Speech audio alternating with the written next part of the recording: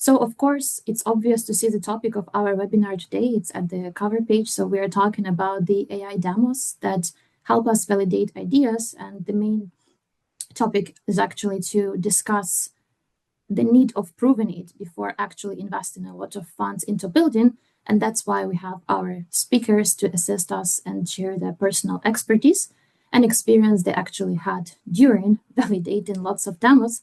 So maybe let's start with a quick intro to our speakers today. So let me introduce you to Yurii Shunkin, who is our Research and Delivery Director, with more than a decade of experience in IT space on different roles, particularly for the last 10 years. He's been actively involved into AI space, ML part. And by the way, guys, he has recently completed his PhD. So congrats to Yurii, and a lot of the contribution he has actually made to the space, including within the LeoBit and general for driving a lot of internal initiatives and agents inside of the team. And the second speaker is Ivan. This is our application architect who has been actively working within the enterprise engineering space and switched to AI, computer vision, speech to text, NLP, and actually driving a lot of initiatives within LeoBit and pushing the automation and AI kind of functionality all over the client projects that we have, actively helping to boost the performance and reduce the cost for the clients. And myself, I'm going to be the moderator of the conversation today. My name is Diana. I'm the lead business development manager at LeoBit, with more than 5 years of active experience into the IT space, particularly also working a lot with different AI-driven projects, and would be happy to host you guys today. Yeah, I think we should start, and I'm handing the word to Yurii. Yeah, so hi to everyone. Hopefully you can hear me well. So a small agenda for today. We'll start with how the POC approach has changed in the current AI era. Then walk you through the AI adoption pyramid, a simple way to where you can understand where are you standing today. And after that, probably the most fun part, the real AI proof of concept project we have built in LeoBit, plus some maybe technical insights we picked up along this way during building all of this proof of concept.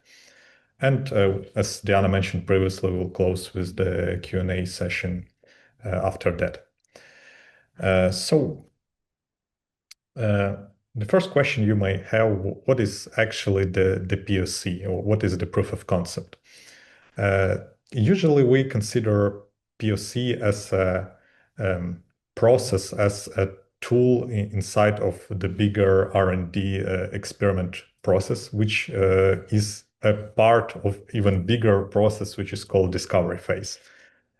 So just imagine you have some idea, you need to want to build some product, and you doesn't know how to build it, how technically to implement it. On that stage, we usually propose you to use the discovery phase. That is usually from 2 to 4 weeks, where you can work tightly with our experts, do the scoping to understand what exactly you want to build, do some UI UX designs, do some probably assessment if you have already some code base or some tool you want to integrate with, and so on. And do some R&D experiments to understand if your idea is feasible, if we actually can do that, if that can meet your non-functional requirements, and so on. And one of the tools during that R&D experiment to validate your idea is actually proof of concept. So you use that to understand if today technologies are good enough to realize your idea into the reality, to implement it with the current tech stack, maybe to try different approaches, and so on. In practice, you usually doesn't need all of these parts to understand if your idea is feasible. And sometimes you can just start with building a proof of concept itself. How we approach the proof of concept. Usually we use that scientific approach. We doesn't start coding and that's it. We start with the problem statement. For example, our customer service response time is too slow. That is our problem, and we find some ideas how we can fix that. So we list that assumptions. We think are they true or not, and if they can be implemented. For instance, we assume that AI can handle a specific dialect of our language we are using in our chatbot, or AI is capable to work with our specific domain products. Maybe we sell something very non-typical, non-common for most marketplace or whatever system we have. Or AI is capable to build, I don't know, some templated PDF, which is very fancy and probably is hard to build with AI. Or the total response time of our model can be fitted into like 5-minute window, and so on. We have many of that assumption, and then we design the experiment to handle that assumption. And often the experiments are designed not to prove that our cells are right, but to break our assumption, because real systems don't live on happy paths only. Failing in proof of concept stage is actually kind of success. The faster we invalidate some approach, the more efforts we can put into the different one, which is probably the better one. Then we analyze the data we have received during that proof of concept, make some decision, pivot, iterate, and so on. That's how we usually approach to that. And actually, the question is also how to measure the success of a particular POC, because it's not straightforward here. In traditional business thinking, the success is usually building something that works and something that generates revenue. But in proof of concept, the definition probably is kind of different. For instance, in scientific researches, the negative results are often overlooked. They are rarely celebrated or even published somewhere. But in reality, the negative results are still a result, and it tells us what doesn't work. And that knowledge has a really big value. So the same is in POCs. Discovering that some idea is a dead end is actually not a failure. It's kind of financial protection that prevents you for the much larger mistake in the future, and can save you really a lot of money if you invalidate that idea fast and not build something that will fail later. So Lubit have like invented this AI adoption pyramid. Based on our experience, we recommend to use this adoption model to bring AI into your companies, into your products. So the main idea here is just an incremental evolution of using AI in different areas. So start simple with some foundational elements, then that elements will serve like building blocks for creating more complex workflows, agents, multi-agent system, and so on. So here on level 0, we have the non-AI automation. There is even no AI included there, but still could produce a great value for your processes. So for instance, let's say you have some point of sale with some information about sales for today.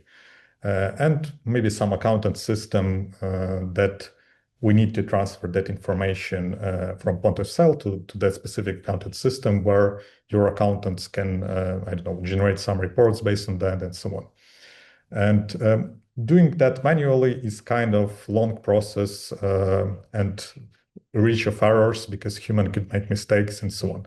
And for example, we can build just a small some background job that will daily synchronize data between that particular point of sale and that accounting system.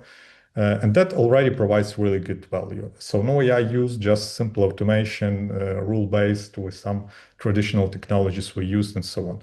And later that particular automation can be used in more complex workflows, just as one step of building that workflows. On the level 1A, we have prompt engineering. And this is the simplest way to come to the AI. Here's a very simple scenario. Now, we use the existing pre-built large language models like GPT, Gemini, Claude, and much more that are public available. Usually we deploy them as a separate replica instance, so you have your own instance. And you don't worry about the data compliance, about the security, because that's your own instance. Only you is capable to communicate with that, and your data is safe there. Then we use some prompt engineering that usually works really well with some text-based scenarios, for instance, to summarize something, or if you have a lot of free text, you can extract some valuable information from there and use that information, for instance, to send into some specific form, or integrate that information into your ERP system or CRM system, or whatever system you are using, like some third-party service and so on. So it's really good, quick solution that actually can save a lot of time, and is usually you can even validate that by yourself, because you know the some particular rules, you are capable to write that prompts and so on. On the level 1B, we have the corporate LLM.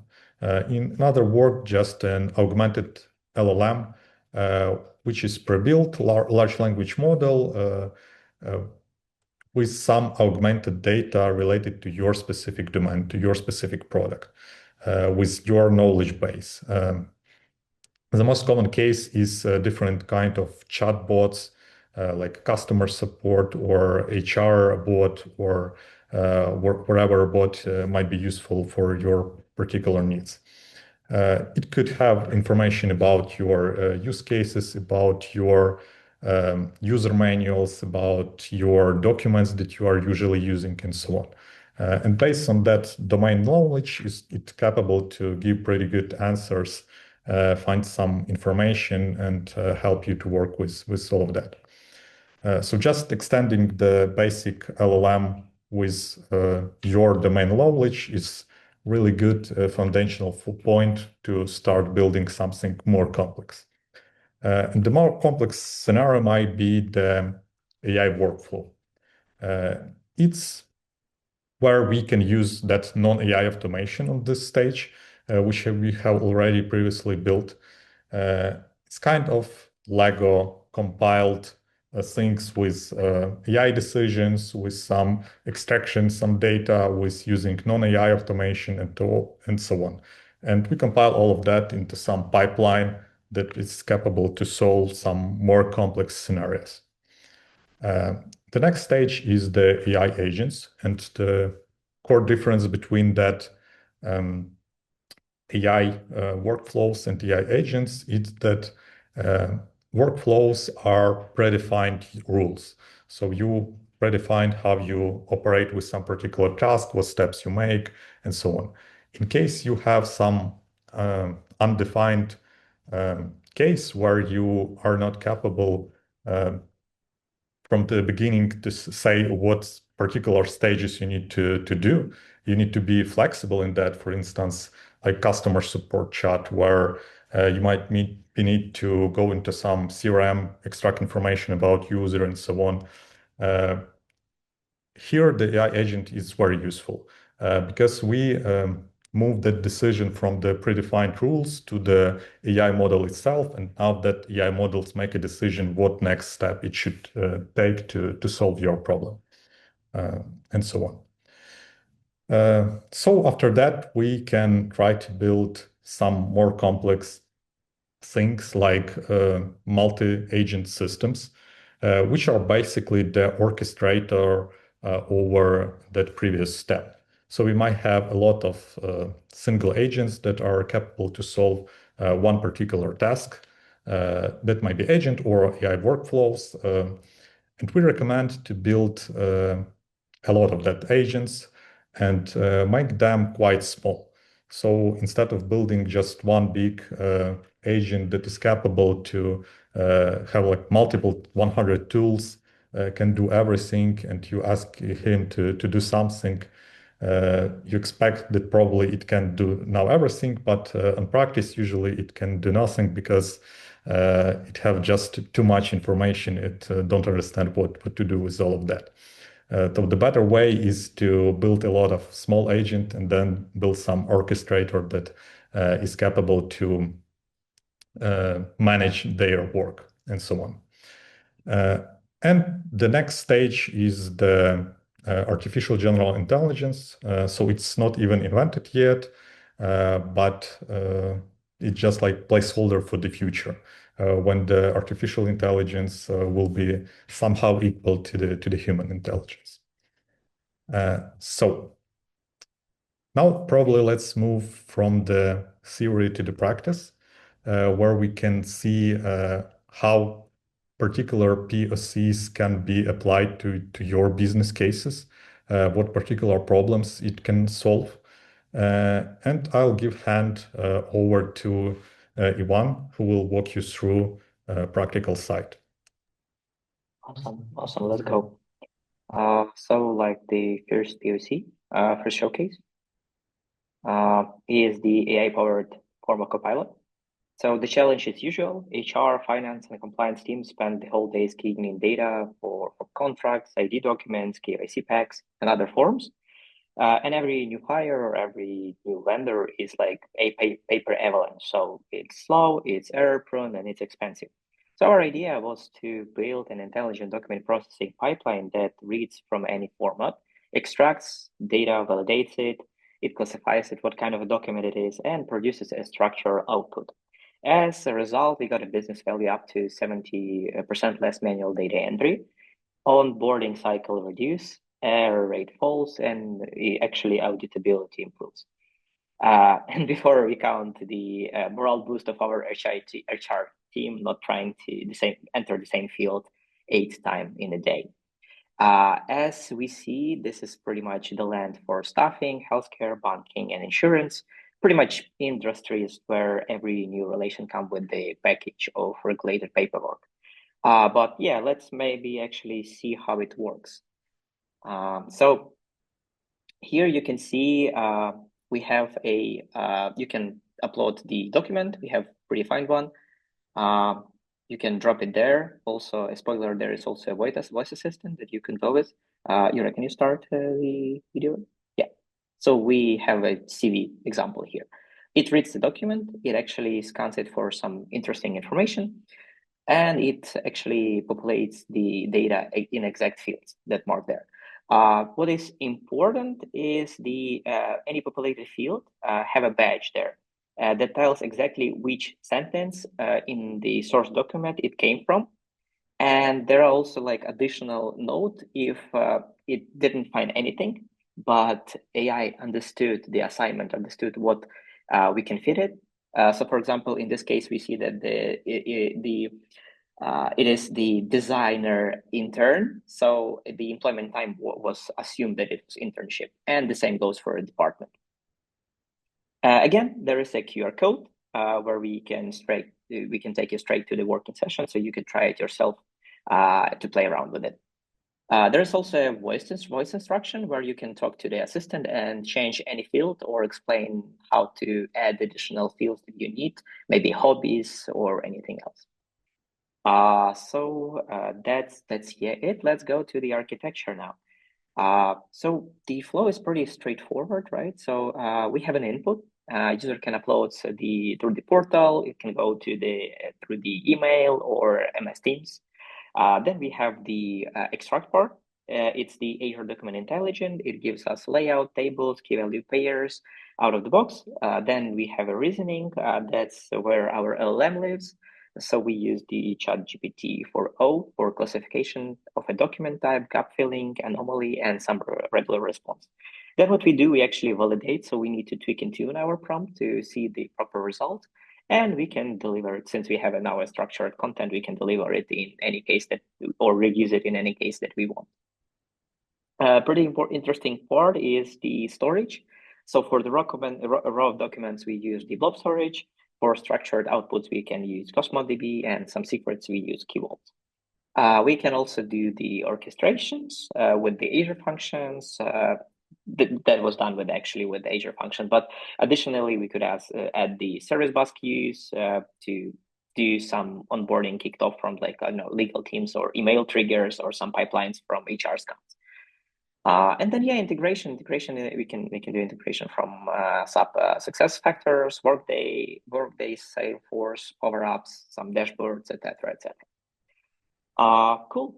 Now let's go to the POC number 2, the sentiment scale analysis. So the challenge is pretty much the support tickets. They grow in size, like there are more amount of them. Survey responses, call transcripts, they pile up fast. So we need the team to actually read it. But there are also warning signs, like, I don't know, compliance issues, passive-aggressive escalations, and so on. So idea was to build a lightweight classifier that scores every interaction across 4 different axes. It's tone, toxicity, formality, and topic. And instead of inbox, the team will see prioritize risk queue. Leadership will see this as a sentiment trending per product, per region. We can do some also diagrams and so on.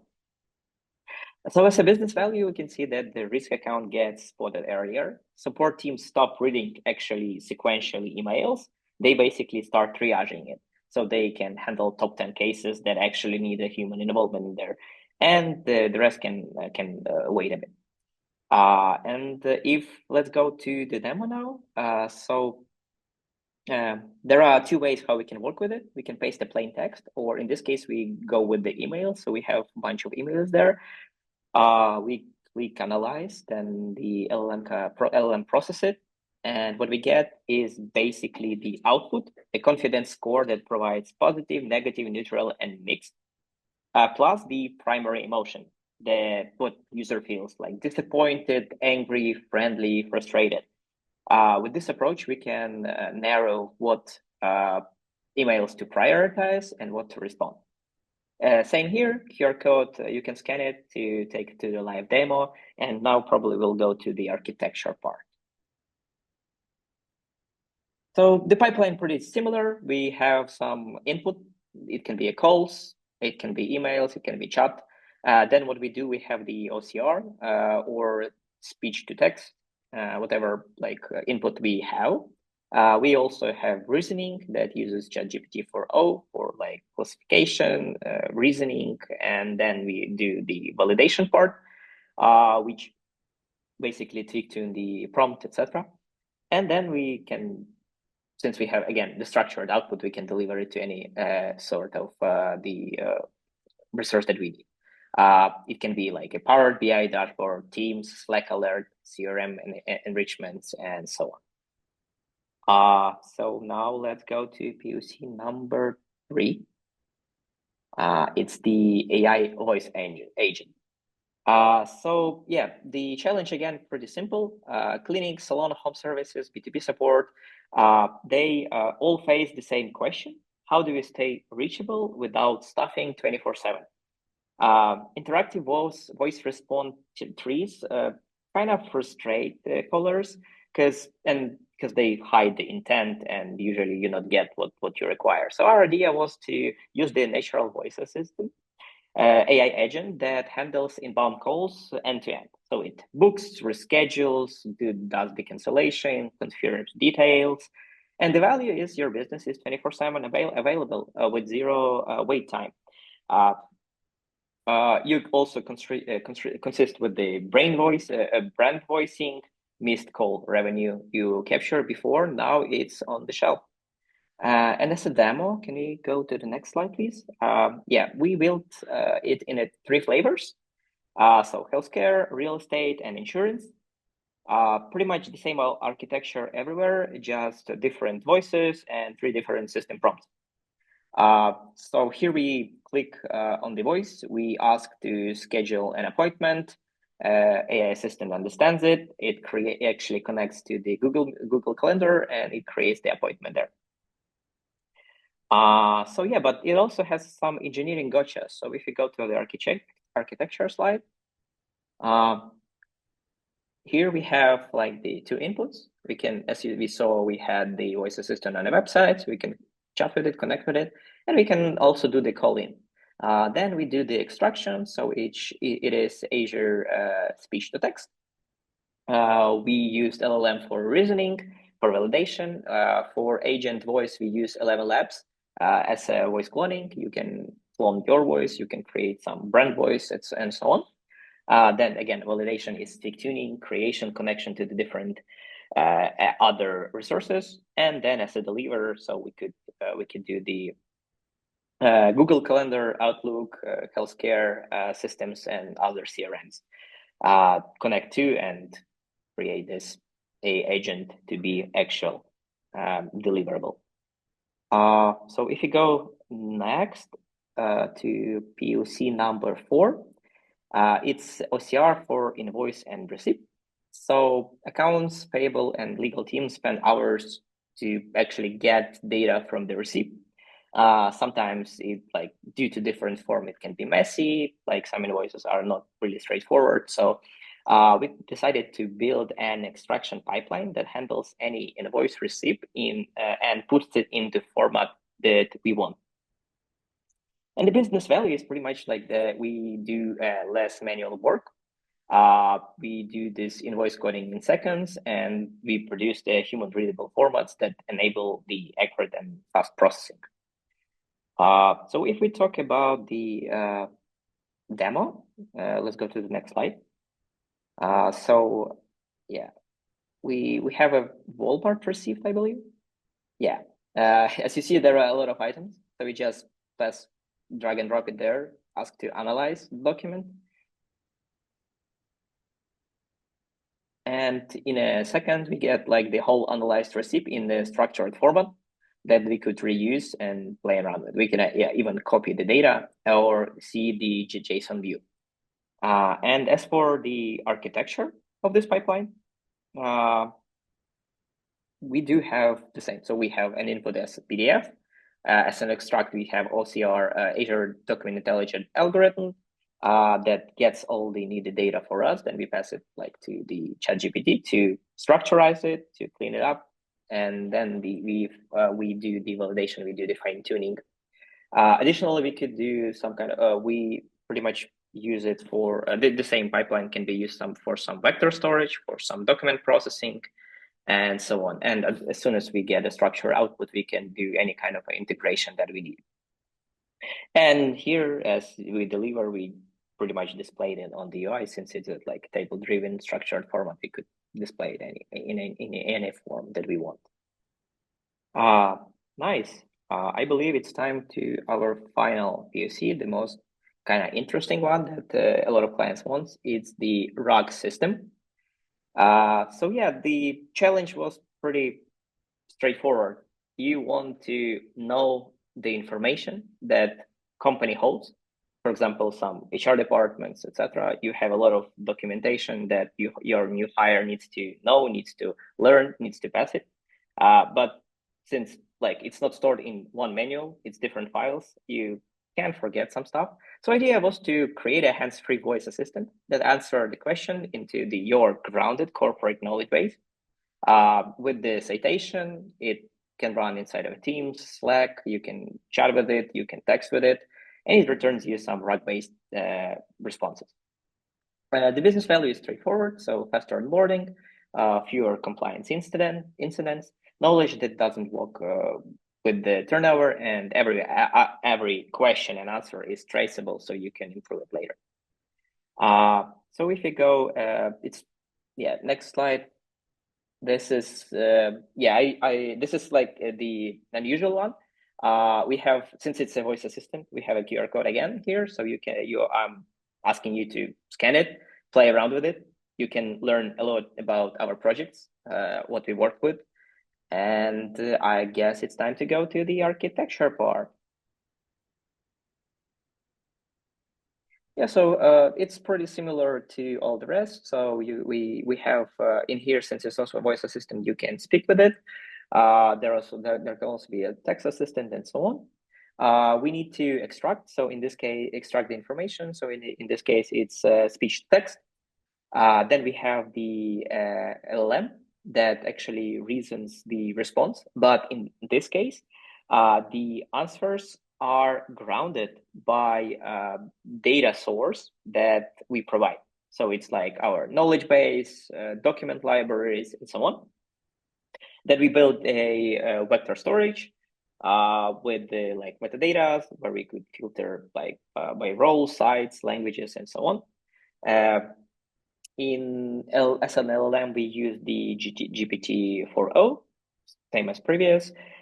We built the prompt template with the guardrails, with the citation enforcement, with like model instruction to refuse the answer. And this is a really important one, to refuse the answer if the citation source is not up.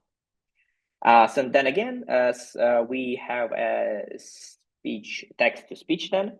So we kind of speech to text, then text to speech. And we can also implement some wake word handling for mobile. In this case, it just returns the answer to our page. And I guess that's our final showcase. So Yurii will pick up here for some lessons learned and case studies. Yeah, so thank you, Ivan. I want to talk a bit about the AI as the universal connector between the different technologies. So here on the slide, we got the data on the one side and some abstract service on the right side. And for many years, probably even for decades, getting these two things together to connect one to another was kind of a headache. If the formats didn't match, if the structure of documents didn't match, so then somebody needs to sit down, build the custom bridge between these two things. Or even more often, someone have to do that manually by hand. Copy here, paste there, reformat, rename, restructure, and so on. Probably all of you have faced something like that. And now the excitement here is that we have this missing middle part. It's like different AI tool set.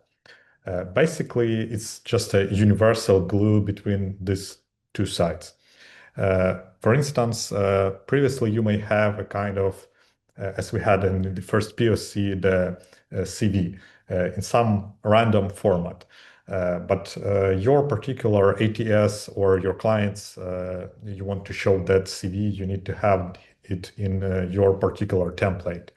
And previously you was not able to convert one to another because if some data is missing in the original information, in the original input, you cannot just copy paste that into new template, into the new structure. You at least need to rename it or to extract the data from some another sources and so on.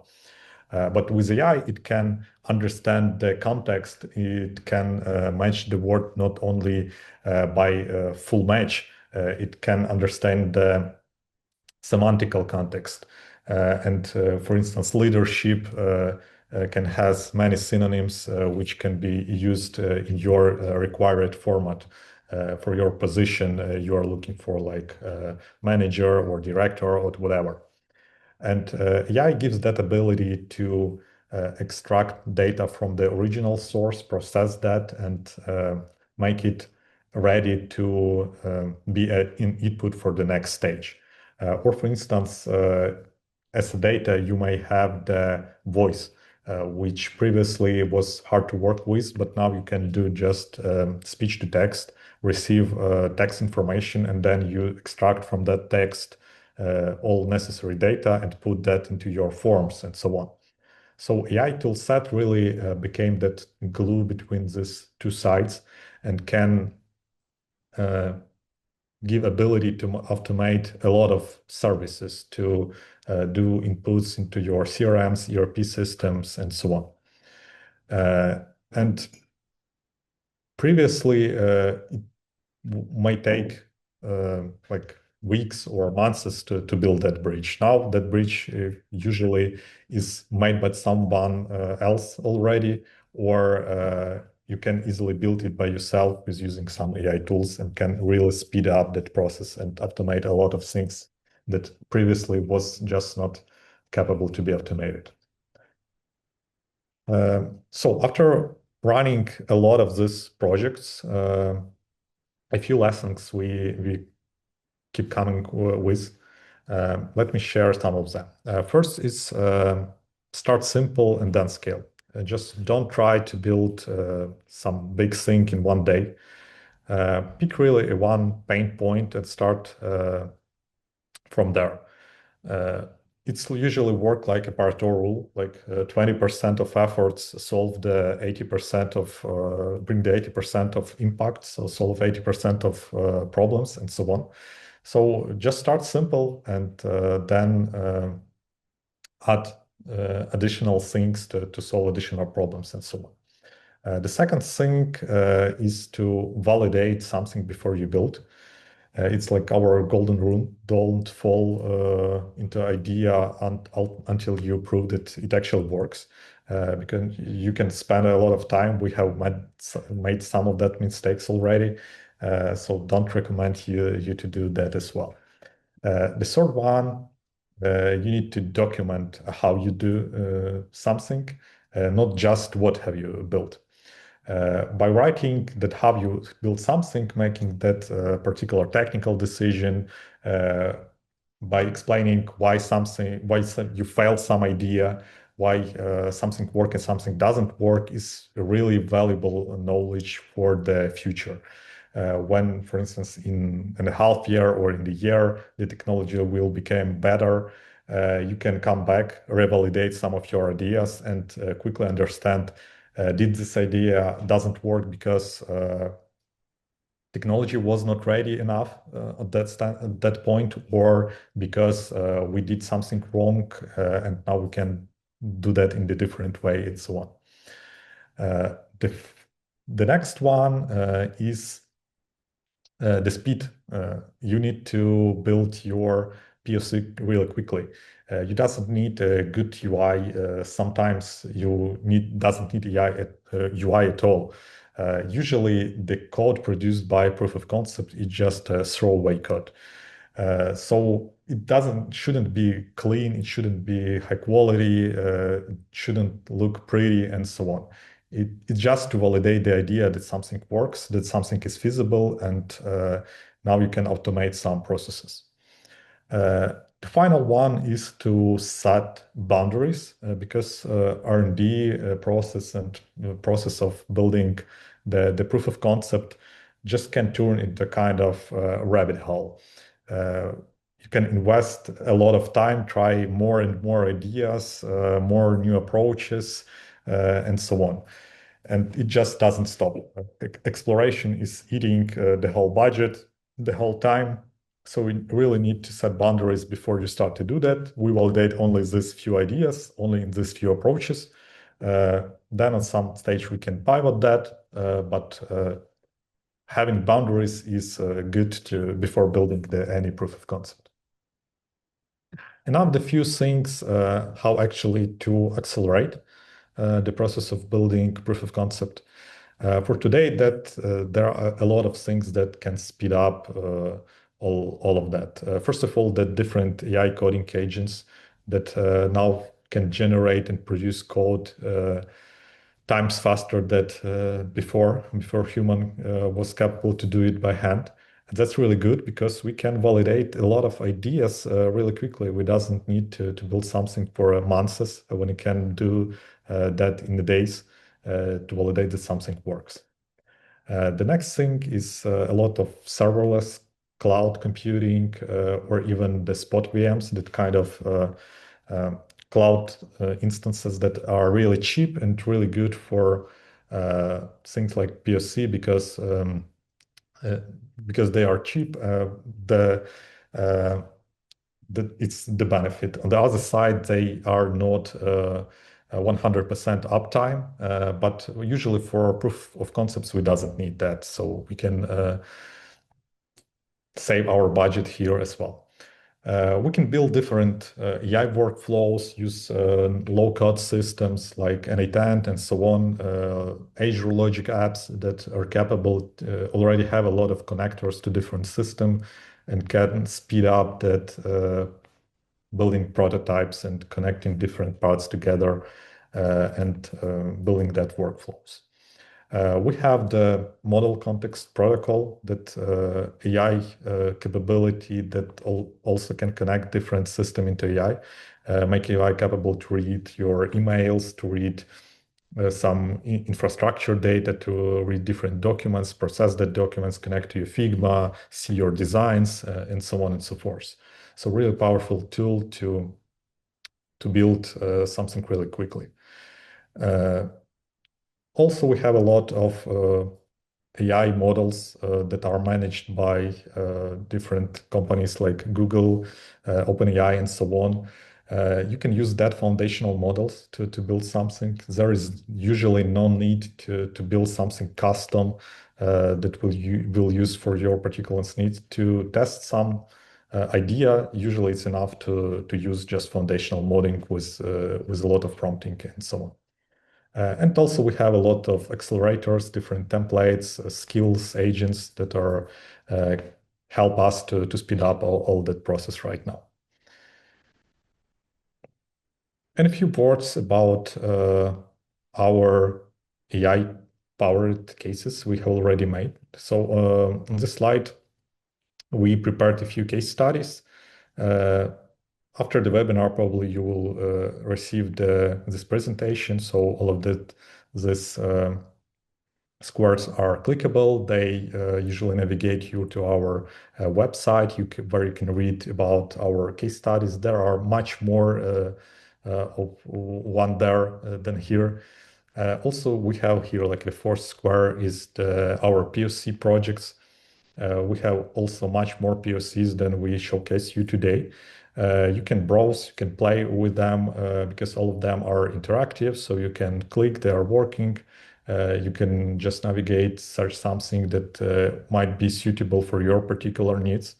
And remember that are just proof of concepts. So they are built in the way just we see there. All of them can be modified, or of them can be suited for the some similar needs that are showcased there. And also different case studies that are related to AI somehow. Some of them use AI as their core feature to, for instance, to get the quotes for building some particular things, or recognize computer vision, recognizing different objects, segmentation, and so on and so forth. So just recommendation, navigate there, and probably you will find something that might be interested for you. And probably that's it from my side. So I'm ready to answer any questions that you have. Thank you. Thank you, Yurii, Ivan, for giving the presentation and for sharing your insights in terms of how we actually approach that. Now, I also wanted to take just one short note that actually a lot of our internal AI projects that we have presented on the previous slide, we also started with POCs and validating if it actually works or not before investing the time and efforts of the team into the actual development. So do not think that this is something that we are not using ourselves. This is a really kind of well-tested path forward that we worked with for quite a lot of time. And we're happy to share our experience because you never know until you try. We already tried it, and you don't have to do that because we kind of made that path for you. Yeah, and we're actually going to the Q&A session. Guys, thanks for the perfect timing. We actually have like almost 10 minutes left for all of the questions, and I see that some of them are in the chat. So we will start with them right in a second. I just wanted to comment, guys, that here on the slide, you have like a couple of different quick wins ideas in terms of how different POCs could help you to actually strive, to help your business strive. So if there is something that you potentially, want to discuss later after the meeting or any ideas that you would like to validate, please feel free to contact us and we would be happy to, provide recommendations or work together with you on actually how to implement it and test it out. And let's go to the questions because I'm a big chatterbox and I could talk for quite a long time. It's kind of funny that we're one step closer to that artificial intelligence future with lots of AI agents, a couple of AI agents in the chat that are even communicating with us. But I also see like real human questions. So let's start with the question from Thomas. So thanks for the webinar. And could you please tell if a POC works and all is good, and we want to move it to production, what do we actually need to do in terms of the process, right? So what does the process actually going to look like? Okay, I can cover it. Probably Diana will be also capable to add something because she's usually integrated into that process as well. So if POC works, that's great. That means your idea is good and can be very useful to automate your process. Then we need to probably build some team. Usually it might be a business analyst, the technical expert, maybe the designer to build a design for your tool, how you want to look that. The business analyst will describe particular scope we will take to the next phase because we really prefer to move in phased approach. After building the POC, most likely you will like to build some MVP, the minimum valuable product, and after that scale it even with more features and so on. So the experts probably will provide some insights of how to scale that POC into larger scale because even that work on POC, that's great, but probably you need to do some adjustments to scale that to real production process. And based on that, we can provide quote for you and move forward, bring up the team and start implementing all that into the production. Thanks. Hopefully I have answered the question. I think if there are any kind of additional clarifications, please feel free to add to the chat. I also just wanted to add a short note that do not be too judgy in terms of what POC actually is, and do not think that if it's very good and you like it, it actually worth going to production because it has different goal like in front of itself. So even if the POC works super good, it doesn't mean that when you have 100,000 people running this POC at the same time, it will have the same kind of performance. That's why we need to move forward like step by step and gradually add complexity, as Yurii mentioned, like the scalability and the other parts, because this is very important for the data production, right? When we're talking about the actual products that are running on the market. And I'm mentioning that because this is the next question actually that is related to how do we handle the sensitive data when we are running POCs and what we are using to train the models. I guess I can answer it. So the fun part of all of this is that for the POC, we actually haven't trained any model. We just used inbuilt like Azure OpenAI toolkit from it contains different LLMs like ChatGPT, Gemini, anything else. So actually for POCs, yeah, we just did the prompt engineering, some text to speech, speech to text, some OCR, etc. But it was all pre-trained and nothing was trained itself. However, if we are talking actually about like training models, there are different procedures that we could hide, anonymize information that's going to be trained. And again, if you don't want to use it, we still can go with like some Microsoft OpenAI LLMs that actually have this training of. So we host this on your tenant. It will not be sharing this model. You will not be sharing, we will not be sharing this model with anyone else. It will be just for your organization. You can train it, you can turn it off. So it's completely configurable. Thanks for covering that, Ivan. And also, team, thanks for a great question, because this is an important topic of understanding that your data is not actually leaking anywhere. So thanks for taking care of that part covered as well. Okay, I see a couple of thank you messages. We're glad to hear that the actual presentation appealed to you. There is one more question I see in the chat from Eugene. So if we want to ask you to make a one or several simple POCs for our next project, how much can it cost for us?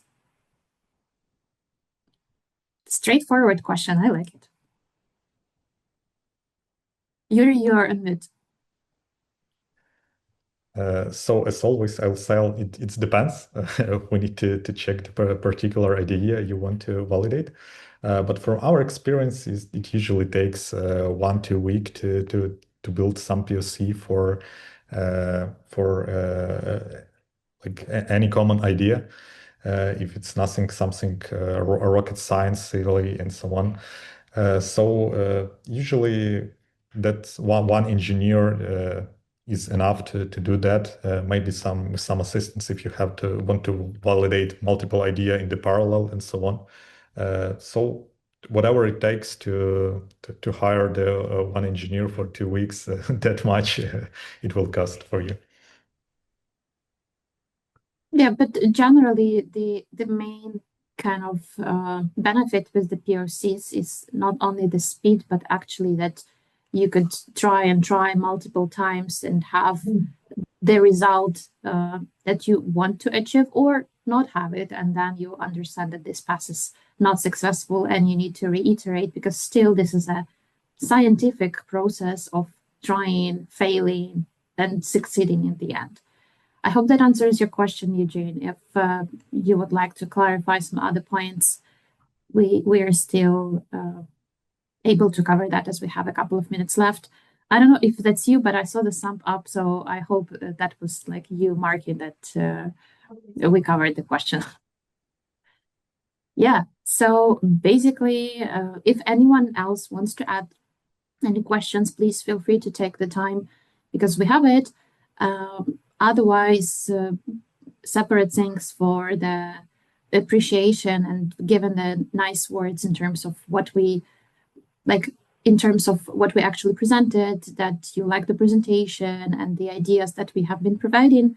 So on the other side, on the other note of that, we are also happy to help you define different ideas that could help your business thrive, because I understand that it might be kind of complex to navigate and come with certain idea. But if there is kind of something that you feel the pain point about, and you have a lot of manual work or something that takes a lot of time, there is also the way around of coming to the company like us and explaining the actual real life problems that you have.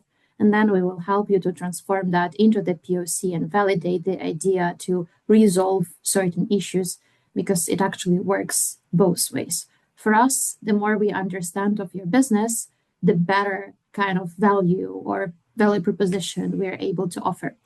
Oh, and I have one more question in the chat. Thank you for that. So can you tell us about a specific POC that failed, what you learned from it, and what you'd change if you ran it today? That's a good one, actually. Yeah, I actually mentioned that failing the POC is also a good result, because you doesn't spend a lot of money to build something complex and realize it will fail later. From our experience, we have a couple of failed POCs. Some of them was just like one of the approaches to build something. So we just invalidate one approach and use different one. And just because it was better in different ways. Sometimes POC might be quite similar. For instance, one of them will have some benefits, some cons and some pros and cons. The different will have different ones. And you will just need to do that trade-off analysis, understand what is better for you and pick the better one. But we also had one failed POC related to image generation. So I believe like 2 years ago, we was trying to build a system that will be able to generate a lot of different images instead of our design team. So we want to optimize that process. We was actively trying to learn a stable diffusion to do that. And we just failed. So we spent a lot of time understand at that stage the quality it was producing was not enough. And we just forget that for a particular time. I believe a couple of months ago, we returned to that idea and just simplified that, built a POC that is capable to generate small assets like icons, logos, and so on in our corporate design system. That works. And now we are returning back to that idea with images because since then, a lot of good image generation models have been dropped by Gemini, like Nano Banana, and ChatGPT, and so on. So we are reevaluating that approach again. Probably it will work this time. So failing is actually a good result as well. Hey, thanks for the answer, Yuri. I totally agree with you. Like as you said, in real life, bad result is also like a good result in the end. And I see one more question dropped to the chat. So if a POC is successful but proves that a corporate LLM necessary to support a specific domain, like some particular one, healthcare, clinical research, how do you approach helping client build and train it? Yeah, probably the healthcare is very specific domain because there are different compliance to save user data, not to leak that into any way. So to build, it's like, in my understanding, that question is related to the security part of building such a corporate LLM. First of all, as Ivan have mentioned, we can use the separate deployment instances that are certified by HIPAA compliance, so they doesn't use that data to learn from information you provide. Or you can deploy that or even on your own infrastructure, so which you are managing, so you can be sure that that information is not used in any way. That in sense of infrastructure, but also you can anonymize the data before you are using it in any way. So if you doesn't have that connection with who is that particular user data related to, you can learn your model on that. And the first step. The second step is to use different role-based access control in order not to provide your augmented LLM to have access to the parts of data it shouldn't have access to. Like if some of user are running a query to that LLM, the permissions that LLM do actions with data should be the same as the user are asking that particular LLM. So who is starting the query, the same permission LLM should use to interact with data. In that way, user is not capable to get some more information that he will not be capable to do with by himself by just going to some database and so on. Maybe I can add to the training part. So as we all know, the general LLMs, they train on like some publicly available data. So if you talk about some specific domain, we can actually approach it from a different perspective as a machine learning engineer. So we will build like the whole pipeline. We can help with the data sets, preparation, mapping, so on, and actually like go this whole process of building that training and learning like path that will create a model that will support a specific domain and propose you the answers that are required. Again, like regarding the training, this is as a scientific approach needed, and probably the POC, because you need to prove it. Training a model is quite a complicated and expensive task. So you need to we should start simple and starting with the POC. I totally agree with you guys, and just probably wanted to add, based on our like personal case that we used for our internal AI agent Leo for the email kind of responses that is actually working with the corporate LLM.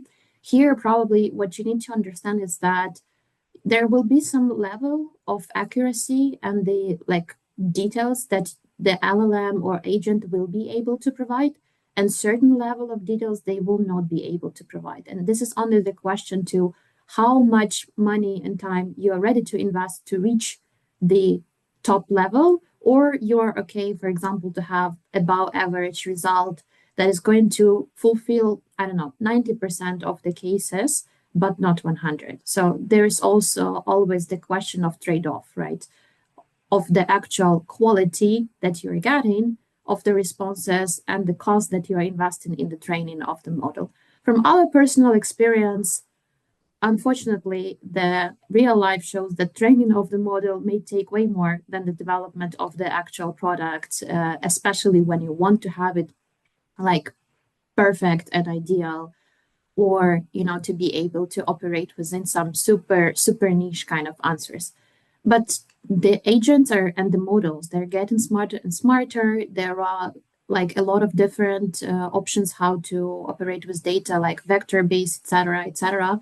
So multiple ways how to make it work, but you always need to think, would it actually worth it in the end? And this is what AI actually helps you with defining, particularly through the POC way, right? When you have certain kind of result, and then you're able to validate, do you want to move forward with this result, or do you want to train it, change something, improve it, and then invest into the bigger scale?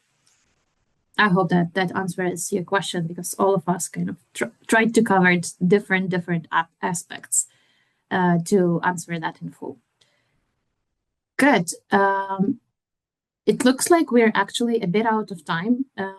You remember, guys, I told you I'm a chatterbox, so sorry for taking a bit longer than it actually was supposed to. But I hope you enjoyed it, because the questions that you provided, they were very thoughtful and really like aligned with what we shared. So I really appreciate all of you listening carefully and being attentive, and for all of the great questions that you provided. Thank you for the attendance and for the time. We would be happy to reconnect if there is something that you would like to discuss after the meeting. And guys, thank you for the interesting presentation and running the webinar. Appreciate the time.